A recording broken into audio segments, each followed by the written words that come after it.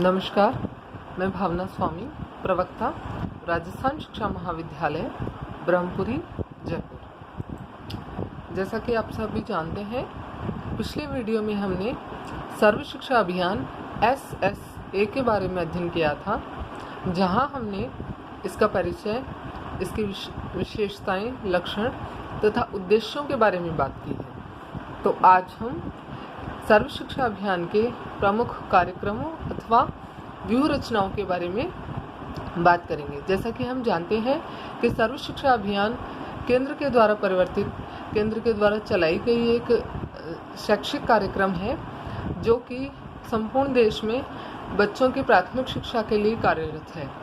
तो इसके बहुत सारे कार्यक्रम और व्यूह रचनाएं सरकार के द्वारा बनवाई गई,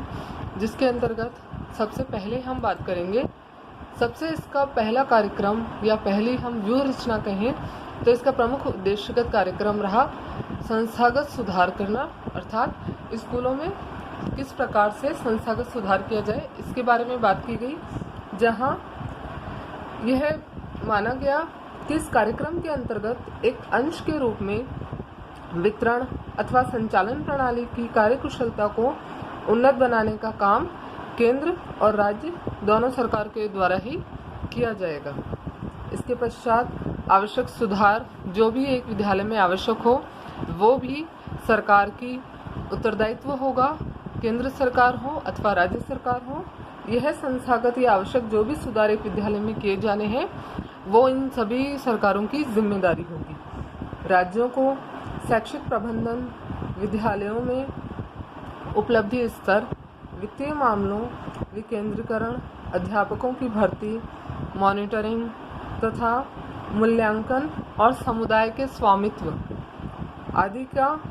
आदि की भी व्यवस्था करनी होगी। इसके साथ ही सरकार को यह भी चाहिए कि शिक्षा अधिनियम के तहत लड़कियों को अधिकाधिक शिक्षा के अवसर प्रदान किए जाए और अनुसूचित जाति तथा जनजाति और वंचित समूहों की शिक्षा की व्यवस्था भी सरकार के द्वारा की जाएगी। तो संस्थागत सुधार के अंतर्गत ये सभी कार्यक्रम, ये सभी कार्य केंद्र और राज्य दोनों सरकारों के द्वारा किए जाएंगे। इसके पश्चात हम बात करें तो अविच्छिन्न निधिवन यानी सस्टेनेबल फाइनेंसिंग, जिसके अंतर्गत की यह व्यवस्था की गई कि संपूर्ण देश में 100% बच्चों की पढ़ाई को बनाने, जारी करने और उसकी निरंतरता को बनाए रखने के लिए जो भी खर्चा चाहिएगा, जो भी पैसों की ज़रूरत होगी, जो भी फाइनेंसिंग की आवश्यकता होगी, उसको केंद्र व राज्य दोनों के मध्य भागीदारी के साथ बांटा जाएगा। और ये वित्तीय भागीदारी एक दीर्घकालीन परिप्रेक्ष्य में स्थापित की जाएगी, अर्थात ये कार्यक्रम अनिश्चितकालीन समय के लिए था। तो जो भी वित्तीय भागीदारी सरकारों के मध्य वितरण की जाएगी, वह एक अनिश्चित काल तक या एक दीर्घकालीन परिप्रेक्ष्य तक की जाएगी। इसके पश्चात समुदाय स्वामित्व, जहां हमने पहले भी बात की है कि सर्व शिक्षा अभियान इससे पूर्व आए गए सभी अभियानों से थोड़ा भिन्न था, जहां पे बच्चों की शिक्षा के साथ साथ उनकी शैक्षिक उन्नति के साथ साथ समुदाय के स्वामित्व का भी ध्यान रखा गया। जहां पे यह भी देखा गया कि इस योजना के प्रभारी विकेंद्रीकरण के विद्यालय आधारित कार्यक्रमों का स्वामित्व यहाँ पे अब समुदाय के हाथों में होगा। और इस लक्ष्य को ध्यान में रखते हुए महिलाओं, ग्राम शिक्षा समिति के सदस्यों, पंचायती राज संस्थाओं के सदस्यों आदि सभी को इसके अंतर्गत सम्मिलित किया जाएगा। अर्थात सर्व शिक्षा अभियान के अंतर्गत जो भी शैक्षिक कार्यक्रम तथा अन्य नीतियां बनाई जाएगी, उनमें समुदाय के स्वामित्व का ध्यान रखा जाएगा और ग्राम स्तर पर पंचायती राज संस्थाओं, महिलाओं और अन्य सदस्यों को इसके अंतर्गत सम्मिलित किया जाएगा। इसके पश्चात संस्थानिक क्षमता निर्माण, इसके अंतर्गत सर्व शिक्षा अभियान के अंतर्गत NUEPA national university of educational planning and administration तथा NCERT national council of educational research and training तथा NCTE national council of teachers training और SCERT state council of educational research and training और DIET district institute of educational training, इन सभी राष्ट्रीय और राज्य संस्थाओं को क्षमता निर्माण में महत्वपूर्ण भूमिका मानी गई। अर्थात सर्व शिक्षा अभियान के अंतर्गत इन सभी संस्थाओं की एक महत्वपूर्ण भूमिका मानी गई है, जहाँ पे ये अपनी अपनी तरफ से अपने कार्यक्रमों के द्वारा, अपनी नीतियों के द्वारा इस कार्यक्रम में, सर्व शिक्षा अभियान की इस संपूर्ण योजना में अपनी सहायता देंगे और अपनी नीतियों के द्वारा इसमें विकास करने का कार्य करेंगे। इसके पश्चात है गुणवत्ता सुधार, जिसके अंतर्गत की सभी संस्थाओं, जितने भी विद्यालय रहे, इन उपरोक्त, इससे पूर्व हमने जितनी भी संस्थाओं की बात की, उन सभी संस्थाओं के द्वारा जो भी कार्यक्रम शैक्षिक क्षेत्र में, विद्यालयी क्षेत्र में चलाए जाएं और उनका संचालन और उनकी सहायक प्रणाली, इन सभी का सुधार, इन सभी के द्वारा आवश्यक सुधार विद्यालयों में, विद्यालय कार्यक्रम में, शैक्षिक कार्यक्रमों में इन सभी संस्थाओं के द्वारा किया जाएगा, जिसके द्वारा सभी तरीके से संपूर्ण शैक्षिक गुणवत्ता सुधार की बात की गई, जहाँ पे भौतिक पर्यावरण से लेकर के शैक्षिक स्तर पर और सभी तरीके से सुधार किए जाने आवश्यक हैं। इसके पश्चात शैक्षिक प्रबंधन में सुधार। इसके अलावा एक कार्यक्रम सर्व शिक्षा अभियान के अंतर्गत एक यह भी व्यूह रचना बनाई गई, जिसके अंतर्गत शिक्षा के क्षेत्र में सुधार की या शिक्षा के क्षेत्र में और परिमार्जन करने की बात को, इस लक्ष्य को अलग से भी रखा गया है, जहाँ पे शैक्षिक प्रबंधन में सुधार करने की बात कही गई है। इसके अंतर्गत संस्थागत विकास के द्वारा नए उपागमों अर्थात नई प्रविधियों, नई विधियों के द्वारा इनको प्रयोग में लाया जाए, इसके द्वारा शैक्षिक गुणवत्ता में सुधार किया जाए। जो कि कार्य हम बीएड या शिक्षा शास्त्री जो कार्यक्रम हम चलाते हैं, इसके अंतर्गत हम ये हमारे बच्चों को सिखाते हैं कि किस प्रकार नई नीतियों के द्वारा, किस प्रकार और अच्छे तरीके से आप अपनी कक्षा में अपने विद्यार्थियों को आप पढ़ा सकते हैं, अधिगम स्तर उनका उच्च बना सकते हैं। और इन सभी को ध्यान में रखते हुए शैक्षिक प्रबंधन में सुधार की बात की गई, जहाँ पे यह कहा गया कि शिक्षकों के द्वारा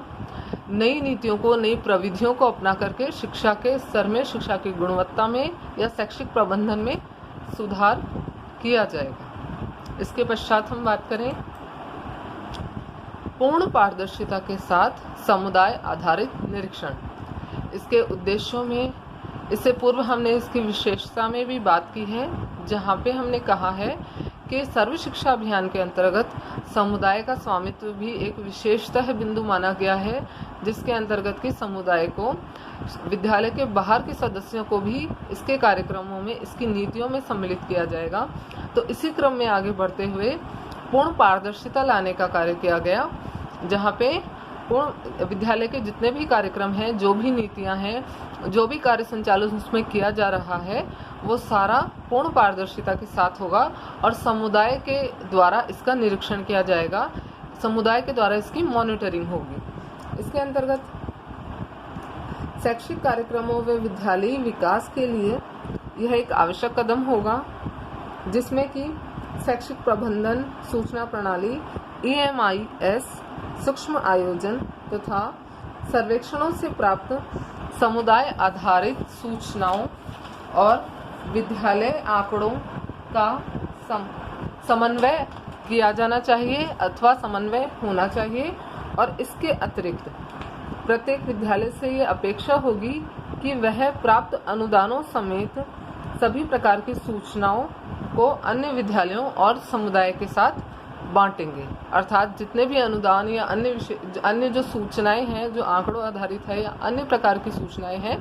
वो एक विद्यालय दूसरे विद्यालयों और समुदाय के साथ अपनी जो भी आंकड़े हैं, जो भी रिजल्ट हैं, वो सब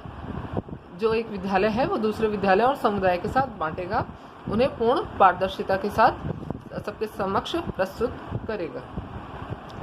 इसके पश्चात एक अन्य कार्यक्रम, अन्य व्यूह रचना बस्ती आयोजन, जिसके अंतर्गत बात की गई,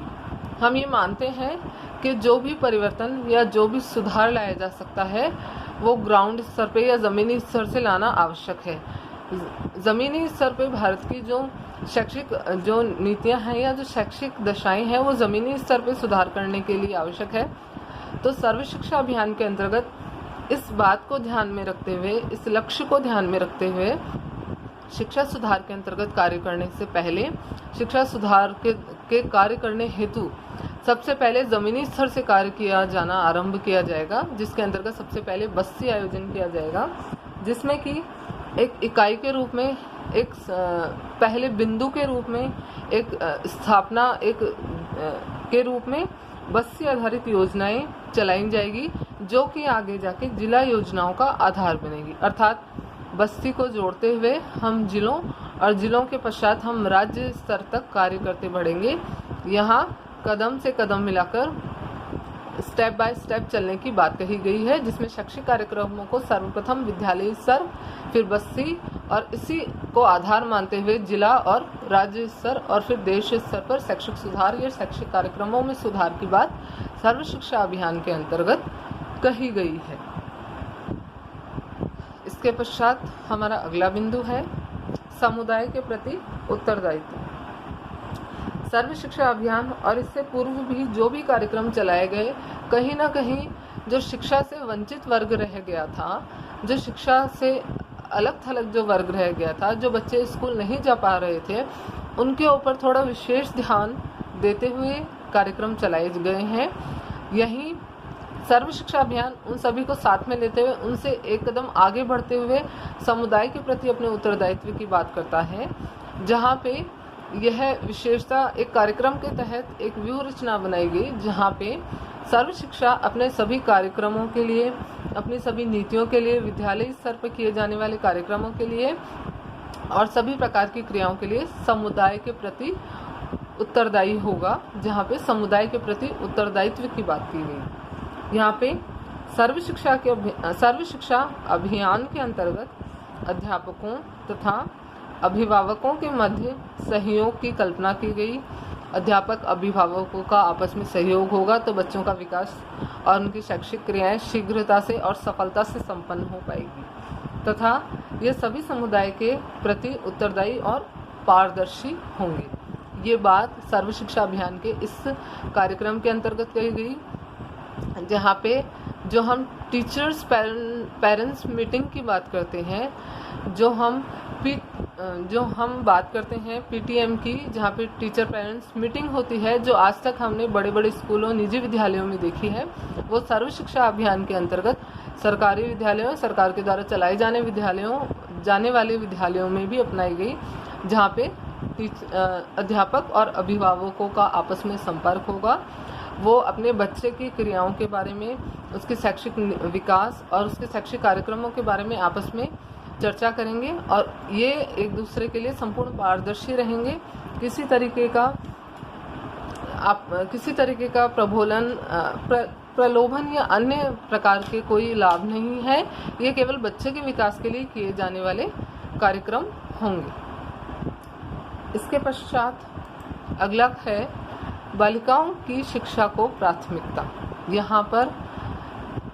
लड़कियों की शिक्षा की बात की गई है, इसको प्रमुखता कार्यक्रम के तहत रखा गया है। हमने देखा है कि हमारे देश की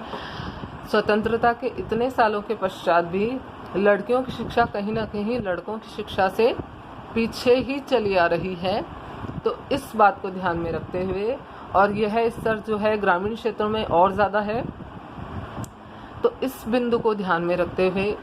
लड़कियों की शिक्षा के लक्ष्य को उच्च बनाने के लिए, उनकी शिक्षा स्तर को बढ़ाने के लिए, उनके शैक्षिक प्रतिशत को बढ़ाने के लक्ष्य को ध्यान में रखते हुए सर्व शिक्षा अभियान के अंतर्गत बालिकाओं की शिक्षा को प्राथमिकता देने का भी एक कार्यक्रम रखा गया है, जिसके अंतर्गत सभी लड़कियों को, विशेषकर एसटी एससी वर्ग, अनुसूचित जाति जनजाति और अल्पसंख्यक वर्ग की लड़कियों को शिक्षा प्रदान कर दिए जाने की प्राथमिकता रखी जाएगी, जिसके अंतर्गत जो बालिकाओं में भी जो पिछड़ा क्षेत्र है उसका विशेष से ध्यान रखा जाएगा और इन सभी को शिक्षा की व्यवस्था की जाएगी और शिक्षा के कार्यक्रमों में या शिक्षा नीतियों में इन सभी बालिकाओं की, जो कि अल्पसंख्यक और ST/SC वर्ग से जो बालिकाएं आ रही हैं, जो बच्चियां आ रही हैं, उनका विशेष तौर पे प्राथमिक स्तर पर उनका ध्यान दिया जाएगा, उनकी शिक्षा की व्यवस्था की जाएगी। इसके पश्चात हमारा अगला बिंदु है विशेष समूहों पर बल। इसके अंतर्गत सर्व शिक्षा अभियान में शैक्षिक प्रक्रिया में अनुसूचित जाति, अनुसूचित जनजाति, अल्पसंख्यक, शहरी वंचित बच्चों व अन्य वंचित समूहों तथा विशेष आवश्यकता वाले बालकों, जिनको कि हम स्पेशल चाइल्ड बोलते हैं, इन सभी को सम्मिलित करने पर बल दिया गया। अंततः यह माना गया है, सर्व शिक्षा अभियान के अंतर्गत यह लक्ष्य रखा गया है कि जो विशेष पिछड़ा वर्ग है हमारे समाज का, एक जो विशेषतः पिछड़ा वर्ग है, जो अनुसूचित जाति, जनजाति, अल्पसंख्यक या शहरी गरीब ग्रामीण क्षेत्रों से आता है, उन सभी को, जो शैक्षिक क्षेत्र में पिछड़ गए हैं, जो विशेष आवश्यकताओं वाले बालक हैं या जो बच्चे हैं, उन सभी को शिक्षा में सम्मिलित किया जाए, उन सभी को विद्यालय आने के अवसर प्रदान किए जाएं। ऐसे कार्यक्रम और नीतियां बनाई जाएंगी जहां पे विशेष समूहों पर बल दिया जाएगा। सभी बच्चे, सभी प्रकार के बच्चे जो विद्यालय आ पा रहे हैं वो, और जो नहीं आ पा रहे हैं किसी कारणवश, उन सभी को विद्यालय लाए जाने का प्रयास इस सर्व शिक्षा अभियान के अंतर्गत किया जाएगा। इसके पश्चात है अध्यापकों की भूमिका। शिक्षा के कार्यक्रम में, शैक्षिक नीतियों में, विद्यालयों में, इन सभी के संचालन में, वास्तविक स्तर पर इनके संचालन में अध्यापकों की एक महत्वपूर्ण भूमिका है, ये हम सभी जानते हैं। तो इसी बात को ध्यान में रखते हुए सर्व शिक्षा अभियान के कार्यक्रमों में, इसकी व्यूह रचनाओं में अध्यापकों की भूमिका भी महत्वपूर्ण मानी गई। इसे कार्यक्रम के तहत सम्मिलित किया गया है, जहाँ पे सर्व शिक्षा अभियान में कहा गया, सर्व शिक्षा अभियान का यह विश्वास है कि अध्यापकों की भूमिका बहुत महत्वपूर्ण है और केंद्रीय है, जैसा कि हम बात कर चुके हैं। अतः इनकी विकासात्मक आवश्यकताओं पर बल दिया जाएगा। अध्यापकों के विकास की, अध्यापकों के उन्नति की भी बात की गई। इसके तहत इसके लिए खंड संसाधन केंद्र संकुल अर्थात क्लस्टर संसाधन आदि की व्यवस्था की जाएगी, जहाँ पे सभी अध्यापकों, जितने भी अध्यापक सर्व शिक्षा अभियान या अन्य विद्यालयी अध्यापक हैं, उन सभी का स्तर उन्नत बना जाएगा। उनकी सभी तरीके की समस्याएं इस संस्थागत, इस संकुल संसाधन के द्वारा उनकी सभी समस्याओं का समाधान करने का प्रयास किया जाएगा। जहाँ पे अगर शिक्षा, एक अध्यापक की सभी समस्याओं का या उसकी आवश्यकताओं का अगर ध्यान रखा जाता है, तो वह अपने जो उसका व्यावसायिक, जो एक उसका भाग है, जो उसकी व्यावसायिक भाग है, जिसमें वह अपने क्षेत्र में, अपने विद्यालय में उन्नति जितनी वह करना चाहता है, अगर वह सभी समस्याओं से मुक्त रहेगा तो वह अपने विद्यालयी क्षेत्र में, अपने व्यावसायिक क्षेत्र में अधिक उन्नति कर पाएगा। अपने बच्चों को संपूर्ण मनोयोग से वह शिक्षा प्रदान करने में और उनकी उन्नति करने में, उनका विकास करने में, उनका सर्वांगीण विकास करने में अपनी महत्वपूर्ण भूमिका निभा पाएंगे। इसी लक्ष्य को ध्यान में रखते हुए, इसी बात को ध्यान में रखते हुए सर्व शिक्षा अभियान के अंतर्गत अध्यापकों की भूमिका अथवा अध्यापकों को भी एक महत्वपूर्ण बिंदु मानते हुए उनके लिए भी कार्य करने की बात की गई है। इसके पश्चात जिला प्रारंभिक शिक्षा योजना, जिसको कि हम DPEP district primary education programme मानते हैं, जो कि सर्व शिक्षा अभियान से थोड़ा पहले चलाया जा रहा था। इस अभियान के अंतर्गत, इस कार्यक्रम के द्वारा सर्व शिक्षा अभियान के ढांचे के अनुसार इस कार्यक्रम को सर्व शिक्षा अभियान के अंतर्गत सम्मिलित कर लिया गया है, जिसकी हमने पहले बात की है। तो सर्व शिक्षा अभियान के अंतर्गत इस कार्यक्रम के अनुसार, जो ये कार्यक्रम था, इसके अनुसार प्रत्येक जिला अपनी एक जिला स्तरीय प्रारंभिक शिक्षा योजना तैयार करेगा और जिसमें कि सभी प्रकार के लिए सभी प्रकार के किए गए निवेश या जिनकी प्रारंभिक शिक्षा के क्षेत्र में आवश्यकता है उनको प्रतिबंधित किया जाएगा, उनके बारे में चर्चा की जाएगी, उनके बारे में व्यवस्थापन या कार्यक्रम बनाए जाएंगे। तो यह जो कार्यक्रम था जो सर्व शिक्षा अभियान से पूर्ववर्ती था, यह संचालित था राज्य सरकारों के द्वारा, जिसमें जिला स्तर पर शिक्षा के लिए कार्यक्रम किए जा रहे थे, जो जिला स्तर पर प्राइमरी एजुकेशन के लिए काम कर रहा था। यहाँ पे अब इस कार्यक्रम को सर्व शिक्षा अभियान के अंतर्गत सम्मिलित कर लिया गया है और इसमें बात कही गई है कि जो सर्व शिक्षा अभियान के अंतर्गत हर जिला अपनी एक राज्य स्तरीय प्रारंभिक शिक्षा योजना तैयार करेगा, एक ढांचा तैयार करेगा और जिसमें सभी प्रकार के व्यवस्थापन की कार्य भी किए जाएंगे, जो सब सर्व शिक्षा अभियान के अन्य कार्यक्रमों में जिला स्तरीय या स्थानीय क्षेत्र पे अगर हम बात करें तो उसके कार्य संचालन में सहायक होगा और सर्व शिक्षा अभियान की सफलता के क्षेत्र में एक आवश्यक कदम माना गया। इसके पश्चात अंतिम बिंदु सरकारी व निजी भागीदारी। यह एक महत्वपूर्ण तत्व है जहां हम हमारे देश में विकास की, शैक्षिक विकास की या किसी भी अन्य प्रकार के विकास की बात करते हैं तो सरकार के द्वारा किए गए कार्य, सरकार के द्वारा जितने भी कार्यक्रम अथवा योजनाएं चलाई गई या जो भी कार्य किए जा रहे हैं वो पूर्ण नहीं हो सकते हैं जब तक कि उन्हें निजी भागीदारी प्राप्त ना हो। इसी प्रकार सर्व शिक्षा अभियान के अंतर्गत भी सरकार के द्वारा किए जाने वाले कार्यक्रमों के अतिरिक्त अगर निजी भागीदारी भी इसका भी लक्ष्य रखा गया। यह बात की गई कि सरकार और निजी भागीदारी के साथ सर्व शिक्षा अभियान के कार्यक्रमों को और विकसित और उन्नत और व्यवस्थापित बनाया जाएगा, जिसके द्वारा यह अभियान, यह कार्यक्रम और इसके द्वारा जो कार्य निश्चित किए गए हैं वे सभी सफलतम रूप में अपनी सिद्धि को प्राप्त हो, सफलतम रूप में अपने कार्यक्रमों को ज़्यादा संचालित किया जाए। सरकार और निजी भागीदारी के साथ चलाए जाने वाले कार्यक्रम शीघ्रतम सफलता की ओर पहुंचते हैं, इसके बारे में हम जानते हैं। तो इसके साथ ही ये जो सर्व शिक्षा अभियान था, इसके सभी कार्यक्रम और व्यूह रचनाओं की मैंने बात कर ली है। आशा करती हूँ कि आप सभी को मेरे द्वारा किया गया प्रयास आपके लिए आवश्यक होगा, आपके लिए लाभकारी होगा। आगे आने वाले वीडियो में हम आगे और अन्य टॉपिक पे चर्चा करेंगे। तब तक के लिए नमस्कार।